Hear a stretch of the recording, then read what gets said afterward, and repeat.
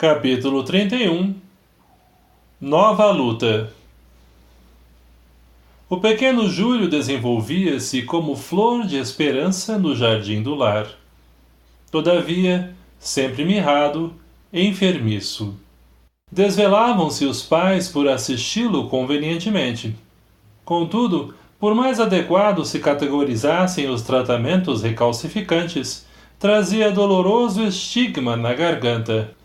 Extensa ferida na glote dificultava-lhe a nutrição. Farinhas suculentas concorriam com o leite materno para robustecê-lo, mas em vão. Entretanto, apesar dos cuidados que exigia, era uma bênção de felicidade para os genitores e para a irmãzinha, que sentiam em seu rostinho tenro um ponto vivo de entrelaçamento espiritual. Muitas vezes, conchegamo-lo ao coração, rememorando os trabalhos que lhe haviam precedido o regresso ao mundo, assinalando a ternura otimista com que Odila, transformada em generosa protetora da família, lhe acompanhava o desabrochar. O pequerrucho já começava a falar por monossílabos, em vésperas do primeiro ano de renascimento, quando nova luta surgiu. O inverno chegara rigoroso e vasto surto de gripe espalhara-se ameaçador. A tosse e a influenza compareciam pertinazes em todos os recantos, quando, num dia de grande trabalho para nós, eis que a genitora de Evelina veio, novamente, ao nosso encontro. Dantes procurava assistência para Zulmira, agora demandava auxílio para Júlio. O menino, assaltado por teimosa amidalite, jazia prostrado, febril. Dirigimo-nos incontinente para o lar do ferroviário. Com efeito, o vento soprava úmido sobre o largo espelho da Guanabara. As ruas, pela vestimenta pesada dos transeuntes, davam ao rio o aspecto de uma cidade fria. Alcançamos, sem detença, o domicílio de Amaro. O quadro, à nossa vista, era indubitavelmente constrangedor. Penetramos o aposento em que a criança gemia semi-asfixiada, no instante preciso em que o médico da família efetuava meticuloso exame. Clarencio passou a reparar-lhe todos os movimentos. A garganta minúscula apresentava extensa placa branquicenta, e a respiração se fazia angustiada, sibilante. O instrutor meneou a cabeça, como se fora defrontado por insolúvel enigma, e colocou a destra na fronte do facultativo, compelindo-o a refletir com a maior atenção. Zulmira e Evelina, sem perceber-nos a presença, fitavam o médico, preocupadas. Após longo silêncio, o clínico voltou-se para a dona da casa, afirmando: "Creio devamos procurar um colega imediatamente. Enquanto a senhora telefona para o marido, chamando-o da oficina, trago comigo um pediatra." A torturada mãezinha conteve a custo as lágrimas que lhe borbulhavam dos olhos. O médico tornou-se esmarento à via pública, e, enquanto Evelina rápida correu até o armazém próximo para dar ciência ao genitor de quanto ocorria, Zulmira, presumindo-se a sós, abraçou-se ao doentinho e, chorando livremente, ciciou: "Oh, meu Deus, com tanto amor recebi o filho que me enviaste. Não me deixes agora sem ele, Senhor." O pranto que lhe corria na face queimava-me o coração. Nada pude indagar em vista da emotividade que me tomara o espírito, mas o nosso orientador, sereno como sempre, exclamou compadecido: "A difteria está perfeitamente caracterizada. A deficiência congenial da glote favoreceu a implantação dos bacilos. É imprescindível o socorro urgente." O instrutor começou a mobilizar recursos assistenciais de maior expressão, quando o ferroviário, desolado, ingressou no aposento. Conversando com a mulher, tentava reanimá-la, quando o pediatra, conduzido pelo colega, deu entrada na humilde residência. Ambos os médicos submeteram o Petis a prolongado exame, permutando impressões em voz baixa. O especialista, apreensivo, após manifestar a suspeita de Krupp, reclamou a análise de laboratório, decidindo transportar consigo mesmo o material necessário à inspeção. Ao sair, prometeu opinar dentro de algumas horas. Notificou ao pai agoniado que tudo lhe fazia crer tratar-se de garrotilho. Entretanto, reservava o diagnóstico definitivo para depois. Se a hipótese se confirmasse, enviaria um enfermeiro de confiança para a aplicação do soro adequado. Mantendo vigilância junto ao doentinho, o ministro recomendou-nos, a Hilário e a mim, acompanhar o pediatra, de modo a prestar-lhe a colaboração possível ao nosso alcance. Seguimo-lo sem hesitar. O crepúsculo, encharcado de uma garoa fina, caía rápido. Em minutos breves, atravessávamos o pórtico de vasto hospital, onde o nosso amigo procurou a sala em que certamente se recolhia para os trabalhos que lhe diziam respeito. Chegados ao estreito recinto, fomos defrontados por uma surpresa que nos impunha verdadeira estupefação. Mário Silva, em seu traje branco, palestrava com Dona Antonina, que acomodava ao colo a pequena Lisbela, pálida e ofegante. A jovem senhora, que não mais víramos, aguardava o especialista, trazendo a filhinha à consulta. Amparadas por Silva, francamente atraído para a simpática visitante, ambas tiveram acesso ao gabinete particular, onde o facultativo diagnosticou uma pneumonia. Antonina foi aconselhada a voltar de imediato ao ambiente doméstico para a medicação da filha. A penicilina devia ser administrada sem qualquer dilação. Mário, demonstrando imenso carinho pela criança, prontificou-se a assisti-la. Traria um automóvel e atenderia ao caso pessoalmente. O chefe passeou o olhar pelo mostrador do relógio e aqueceu, ressalvando: Bem, você pode cooperar com as nossas clientes, mas preciso de seu concurso em bairro distante às 22 horas. O rapaz assumiu o compromisso de regressar a tempo, e um táxi recolheu o trio, rolando na direção da casinha que visitáramos certa vez. Ante o inesperado daquele encontro, sentimos necessidade de um entendimento seguro com o nosso orientador.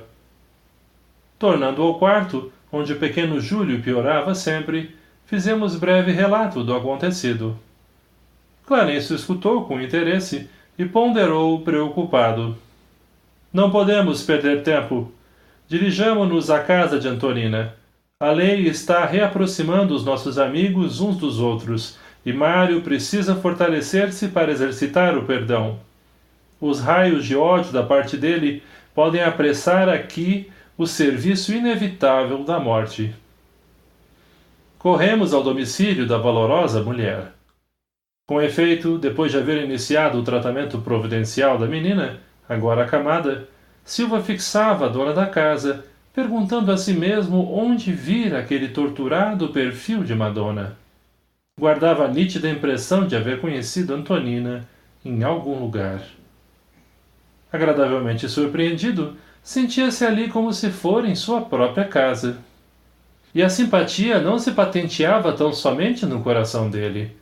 A senhora e os filhos cercavam-no de atenções. Intimamente deslumbrado, o enfermeiro declarava de viva voz estar experimentando uma paz que há muito não conhecia, com o que Antonina se regozijava, sorrindo. Percebendo que Haroldo e Henrique se mostravam apaixonados pelas disputas esportivas, deu curso à animada conversação a respeito do futebol, conquistando-lhes o carinho. A mãezinha, preparando o café, ingressava no alegre entendimento, de quando em quando, a fim de podar o entusiasmo dos meninos, quando a palavra deles se evidenciava menos construtiva. Somente no decurso da afetuosa palestra, viemos a saber que nossa amiga se enviuvara. O esposo, segundo notícias recebidas de metrópole distante, havia falecido num desastre, vitimado pela própria imprudência.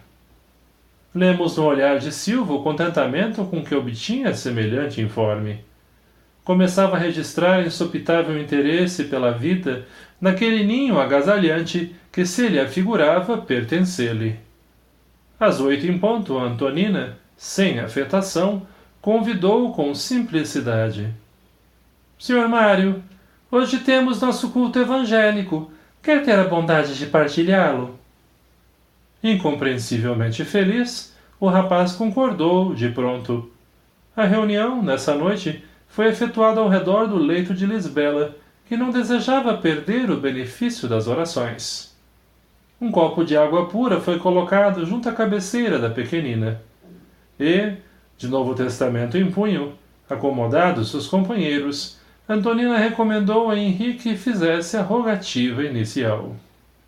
O menino recitou o Pai Nosso e, em seguida, pediu a Jesus a saúde da irmãzinha doente, com enternecedora súplica. Vimos o nosso orientador acercar-se do recipiente de água cristalina, magnetizando-a em favor da enferma que parecia expressivamente confortada ante a oração ouvida, e, logo após, abeirar-se de Silva, que lhe recebeu as irradiações. Quem abrirá hoje o livro? Perguntou Haroldo com graciosa malícia, fitando o hóspede inesperado. Certamente nosso amigo nos fará essa honra, disse a genitora, indicando o enfermeiro. Mário, ignorando como expressar a felicidade que lhe fluía do coração, acolheu o pequeno volume, sob a atenção de Clarencio, que lhe tocava o busto e as mãos, influenciando-o para a descoberta do texto adequado. O moço, algo trêmulo na participação de um serviço espiritual inteiramente novo para ele, sem perceber o amparo que o envolvia, abriu em determinada passagem, qual se agisse a esmo, passando o livro a Antonina, que leu em voz pausada o versículo 25 do capítulo 5 das anotações do apóstolo Mateus. Concilia-te depressa com teu adversário, enquanto te encontras a caminho com ele, para que não aconteça que o adversário te entregue ao juiz, e o juiz te entregue ao oficial, para que sejas encarcerado na prisão. A dirigente do culto, que naquela noite se revelava mais retraída, pediu a interpretação dos meninos, que, de modo ingênuo, se reportaram às experiências da escola, afirmando que sempre adquiriam a paz, buscando desculpar as faltas dos companheiros. Haroldo asseverava que a professora sempre sorria contente quando lhe via boa vontade, e Henrique salientou haver aprendido no culto do lar que era muito mais agradável o esforço de viver em harmonia com todos. A palestra parecia ameaçada de esmorecimento, mas o nosso orientador aproximou-se de Antonina e, impondo-lhe a destra sobre a fronte, como que a impelia ao comentário justo.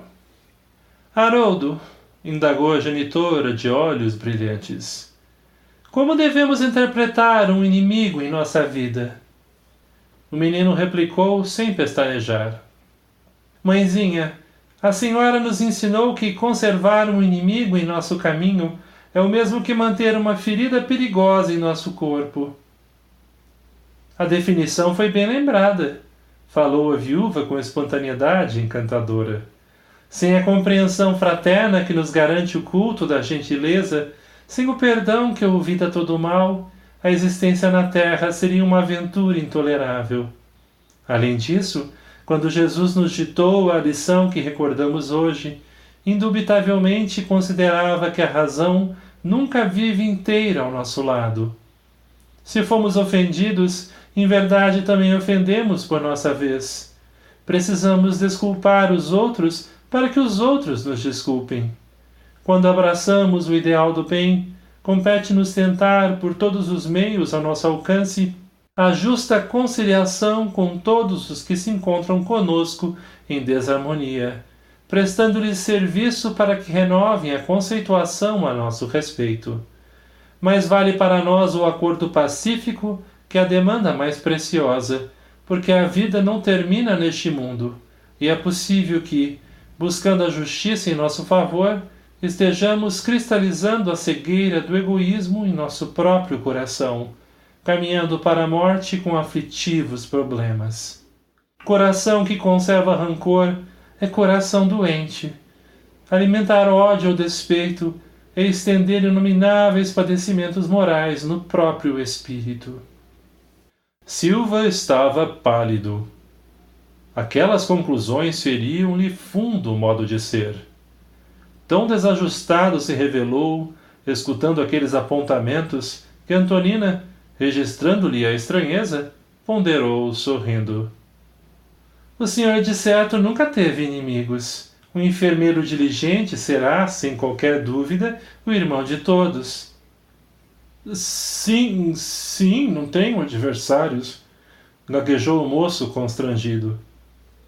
Mas, na tela mental, sem que ele pudesse controlar a eclosão das próprias reminiscências, apareceram Amaro e Zulmira, como os desafetos que ele, no âmago do espírito, não conseguia desculpar. Odiava-os, sim, odiava-os. Pensou de si para consigo. Jamais suportaria um acordo com semelhantes adversários. Entretanto, a sinceridade da interlocutora encantava-o. Aquela viúva jovem, cercada de 3 filhinhos, superando talvez obstáculos dos mais inquietantes para viver, constituía um exemplo de quanto podia edificar o espírito de sacrifício. Em nenhum ambiente encontrara antes aquele calor de fé pura, necessário às grandes construções de ordem moral. Além de tudo, laços de vigorosa afinidade impeliam-no para aquela mulher, com quem se simpatizara à primeira vista. Por mais vasculhasse as próprias lembranças, não conseguia recordar onde, como e quando a conhecera. Sentia, porém, que a palavra dela lhe impunha indefinível bem-estar.